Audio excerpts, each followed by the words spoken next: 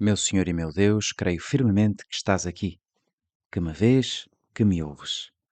Adoro-te com profunda reverência. Peço-te perdão dos meus pecados e graça para fazer com fruto este tempo de oração. Minha Mãe Imaculada, São José, meu Pai e Senhor, anjo da minha guarda, intercedei por mim.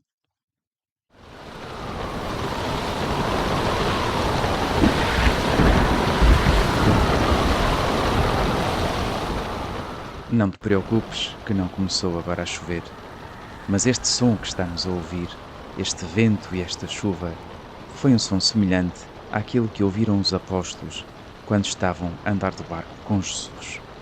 Nesta passagem do Evangelho que nos descreve São Mateus, no capítulo 8, e que nós queremos aproveitar para conversar contigo, Senhor, e meter-nos dentro do Evangelho. Desta vez, ficarmos bem molhados com os apóstolos que viam ondas a passar por cima do barco onde estavam. Levantou-se no mar tão grande tormenta que as ondas cobriam o barco. Jesus dormia. É uma cena bastante impressionante, quer pela descrição da tempestade, quer pela descrição do sono tranquilo de Jesus no meio daquilo tudo. Às tantas, já conheces bem esta passagem do Evangelho e sabes aquilo que aconteceu a seguir. Os apóstolos aproximaram-se de Jesus e acordaram-no, dizendo, eu imagino que gritando no meio daquele barulho todo, salva-nos, Senhor, que estamos perdidos. E Jesus disse-lhes, por que temeis, homens de pouca fé?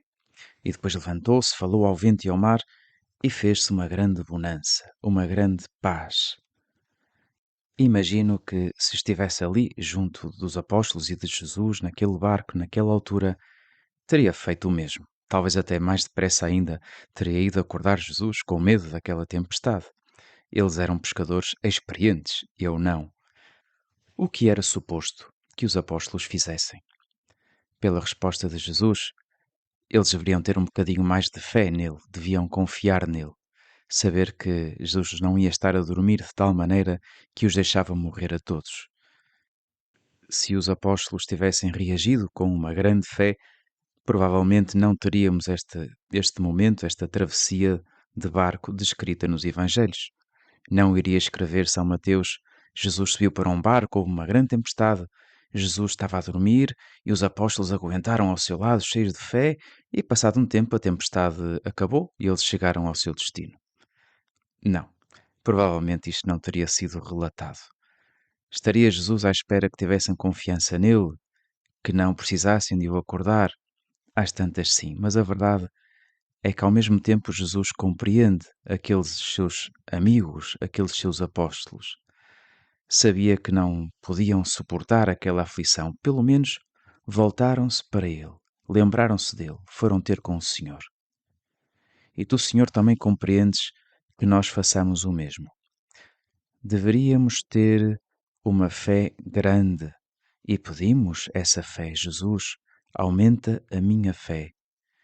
Mas pelo menos que não me esqueça que tu estás sempre junto de mim e que não me esqueça de pedir o teu auxílio, a tua ajuda. Infelizmente, há muitas pessoas que passam por esta viagem da vida, por esta travessia cheia de tempestades, com grandes aflições e não vem nenhum remédio, não têm nenhuma esperança e até caem no desespero. Nós agora podemos aproveitar nesta oração para pedir por todas elas, por aqueles que mais sofrem. E pedimos, Senhor, que também te saibam encontrar, que essas dificuldades sirvam para que vão ter contigo, para que se aproximem de ti. Os apóstolos foram ter com Jesus e ele resolveu o problema. Como é que nós agora podemos ir ter com Jesus? Como é que o podemos encontrar? Como é que sabemos se ele nos ouve ou não? Senhor, apesar de terem passado 2000 anos, nós sabemos que tu estás ao nosso lado e que estás presente na tua igreja. Aí te podemos encontrar, aí te podemos conhecer. Vem muito a propósito o santo que nós estamos a celebrar no dia de hoje, o Santo Ireneu de Leão. É um santo que ajudou a Igreja a passar pelo meio de uma grande tempestade também, a tempestade das heresias, daquelas mentiras que se propagaram e que se foram propagando ainda hoje e ao longo dos tempos na Igreja, distorcendo a verdade da nossa fé. O Papa Francisco proclamou este santo, Santo Ireneu, como doutor da Igreja há 5 meses atrás, no início deste ano de 2022. Mas atenção que o Santo Ireneu não nasceu propriamente ontem. Nasceu há muitos anos, nasceu por volta do ano 140, na atual Turquia, e acabou por ir ter a Lyon, na França, onde foi bispo até à sua morte. Na época de Ireneu, a Igreja sofria muito com uma heresia chamada gnosticismo, e que depois continuou ao longo dos séculos com formas diferentes a aparecer.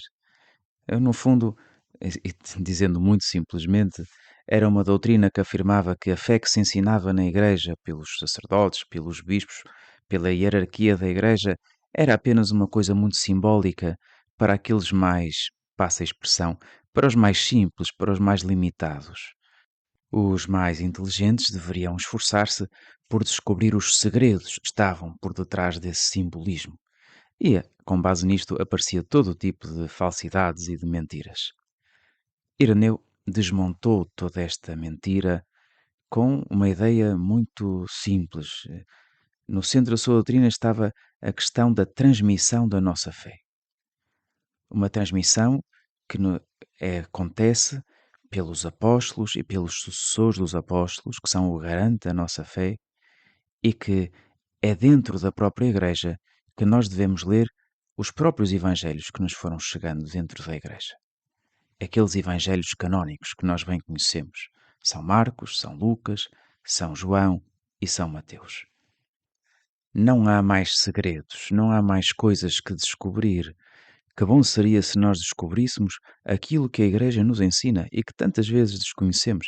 Basta pegar, por exemplo, no Catecismo da Igreja Católica, que é um volume com muitas páginas, de um tamanho considerável, e abri-lo ao calhas e ver, bom, realmente há tantas coisas que eu ainda não sei e que a Igreja me quer ensinar sobre a minha fé. É preciso aprendermos a vencer a curiosidade superficial que nos leva a estar mais interessado nos supostos segredos do que naquela verdade que já está revelada e que nós temos preguiça para estudar e para compreender melhor.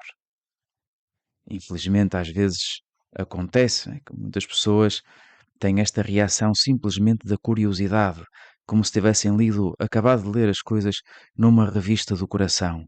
Senhor Padre, li que uma vez que Jesus se casou com Maria Madalena, como é que isso é? Bom, pelo menos perguntam a alguém que saiba responder. Há outras pessoas que nem sequer perguntam e pensam que é verdade tudo aquilo que leem ou que veem num filme. Não, não podemos ter uma curiosidade simplesmente superficial. A nossa fé deve ser alimentada com um alimento sólido. Um alimento que nos dê energias suficientes para a nossa vida, com calorias, passa a expressão, suficientes. E recebemos esse alimento quando lemos a vida do Senhor. Assim teremos a paz e a serenidade que tantas vezes necessitamos.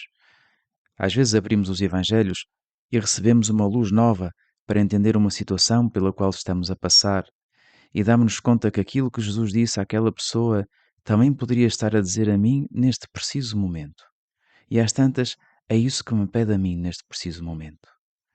E outras vezes temos uma atitude mais ativa e ao falar com o Senhor dizemos: Senhor, agora estou com a cabeça a pensar nisto, preciso que me faças este milagre. Como é que te pediam as pessoas que fizesses milagres? E abrimos o Evangelho e vamos ver. E até podemos rezar com aquelas mesmas palavras que alguém disse diante de Jesus há 2000 anos atrás. Também nós pedimos dessa maneira. Os Evangelhos são um alimento para nós. Durante as tempestades da vida, são um porto seguro onde nos podemos refugiar. Assim o mostrou Santo Ireneu de Leão há quase 2000 anos atrás e assim ajudou tantas pessoas. que este novo doutor da Igreja interceda por nós. Dou-te graças, meu Deus, pelos bons propósitos, afetos e inspirações que me comunicaste nesta meditação. Peço-te ajuda para os pôr em prática. Minha Mãe Imaculada, São José, meu Pai e Senhor, anjo da minha guarda, intercedei por mim.